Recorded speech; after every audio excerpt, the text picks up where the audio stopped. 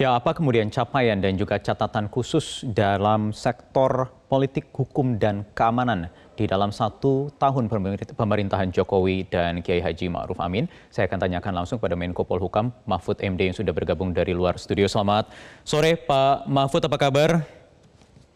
Selamat sore, baik alhamdulillah. Baik Pak Mahfud. Ya, Pak Mahfud sebagai Menko Polhukam mengawal 1 tahun pemerintahan Jokowi Kiai Haji Ma'ruf Amin. Apa yang bisa menjadi catatan tersendiri dari seorang Menko Polhukam, Pak Mahfud? Iya, banyak ya. Saya kan ada 3 tugas ya, kok bilang politik, bidang keamanan, dan bidang hukum. Saya mau bicara dari bidang hukum. Nah, kalau dari bidang hukum, pemerintah itu sebenarnya efektif itu melakukan penataan di bidang hukum kalau penegakannya itu di Kejaksaan Agung dan Kepolisian. Karena sudah kalau peradilan itu sudah Mahkamah Agung ya. KPK itu tidak di bawah pemerintah. Nah, oleh sebab itu kalau saya fokus penegakan hukum atau pembangunan hukum itu menas kejaksaan, menas KPK dan MA, maka saya sudah berusaha mencoba untuk membangun kekuatan kejaksaan dan kepolisian. Misalnya yang Anda lihat sekarang, kejaksaan itu sudah berani membongkar dan sudah menggiring ke pengadilan dan vonis seumur hidup kasus Jiwasraya. Yang 4 orang, yang 2 orang lagi sekira sama akan seumur hidup atau lebih dari itu kalau memang bisa lebih. Nah itu dulu kan tidak terbayangkan di Rut Garuda. Dulu kan kalau orang dalam, orang BUMN, orang yang milik usaha-usaha pemerintah, itu kan biasanya ditutup dulu, diselesaikan baik-baik ke dalam. Ini dibuka aja.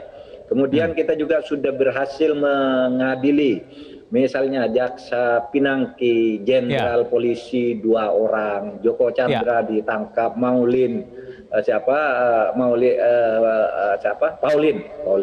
itu juga ditangkap, Maria Pauline itu ditangkap yang sudah lari 17 tahun.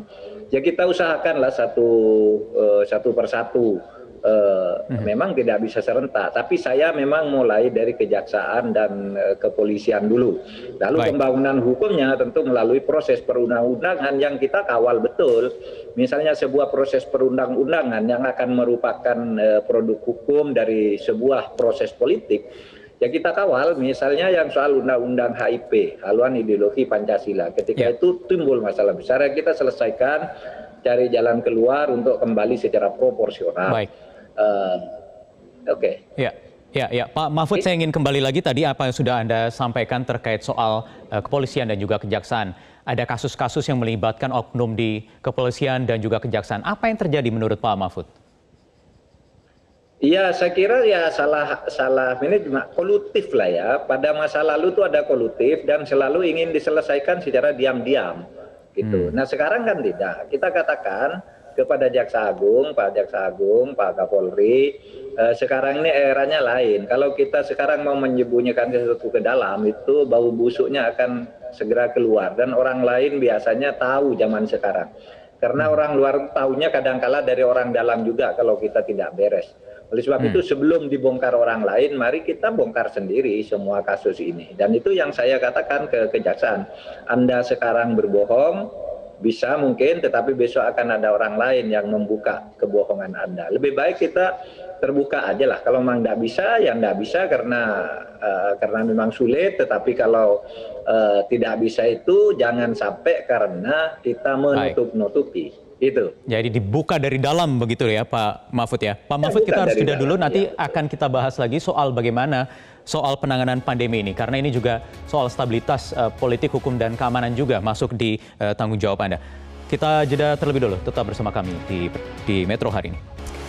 Baik, pemirsa, kita lanjutkan lagi perbincangan bersama Menko Polhukam Mahfud MD. Pak Mahfud, di tengah pandemi ini tentu juga ada fokus bagaimana mengamankan kondisi politik, hukum, dan keamanan ini bisa kondusif karena pandemi ini menyeret banyak hal, banyak sektor dari kinerja dari kabinet saat ini. Bagaimana Anda melihatnya Pak Mahfud? Apa yang kurang, apa yang perlu harus dilakukan dalam beberapa waktu ke depan ini untuk bisa mengerem laju pertumbuhan kasus? Saya kira dari perjalanan 7 bulan kira-kira pandemi ini ya, ada satu pijakan yang sekarang dipakai oleh pemerintah, baik untuk politik, hukum, keamanan, dan lain-lain, yaitu apa yang disebut program PCPEN. PCPEN itu penanggulangan COVID-19 dan pemulihan ekonomi nasional, jadi PCPEN. Nah, ini dianggap sebagai dua hal yang harus dikerjakan bersama, karena kita tidak mungkin hidup terus bersembunyi dari COVID. Oleh sebab itu, ya kita harus keluar membangun ekonomi.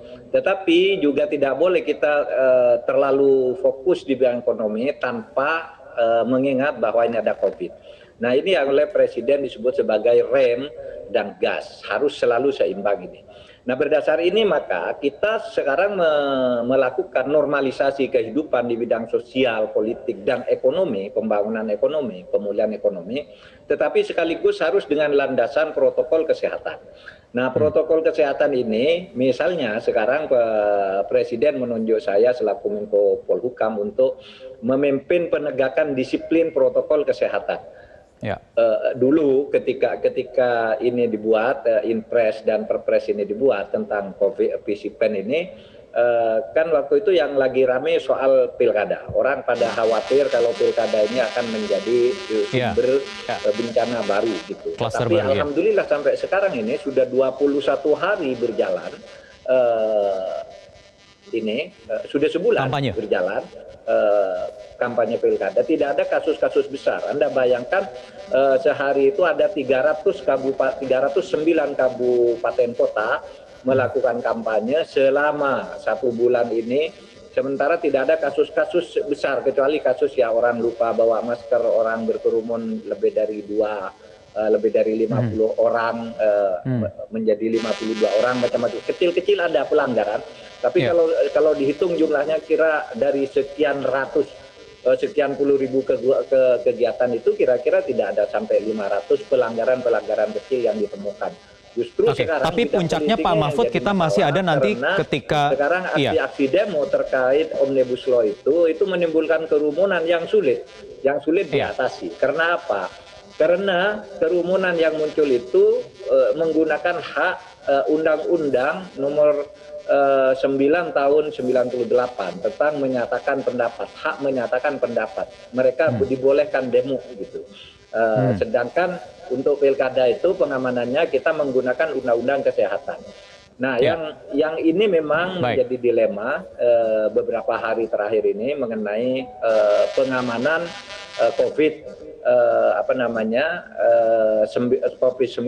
dalam rangka kegiatan politik yang sifatnya unjuk rasa gitu. Tetapi nanti masih ada pemungutan suara Pak Mahfud di Desember mendatang. Ini juga dikhawatirkan akan menyebabkan klaster baru Pak, ada perkumpulan massa di bilik suara walaupun mekanismenya sudah disimulasikan juga oleh KPU. Ya kita antisipasi lah itu semua. Antisipasinya itu sekarang sudah dirancang, yang di satu tempat pada jam yang sama itu harus berapa orang yang boleh. Misalnya coblosnya itu, paku pencoblos itu setiap orang harus menggunakan sarung tangan yang berbeda untuk setiap orang. Jamnya diberitahu, itu sudah dalam bentuk antisipasi ya.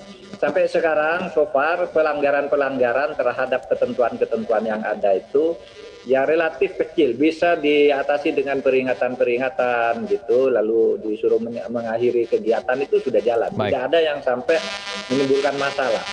Justru yang banyak masalah yang bukan pilkada sekarang ya, yang bukan pilkada, orang kerumunan di pasar, di toko, orang dangdutan di rumah dan sebagainya.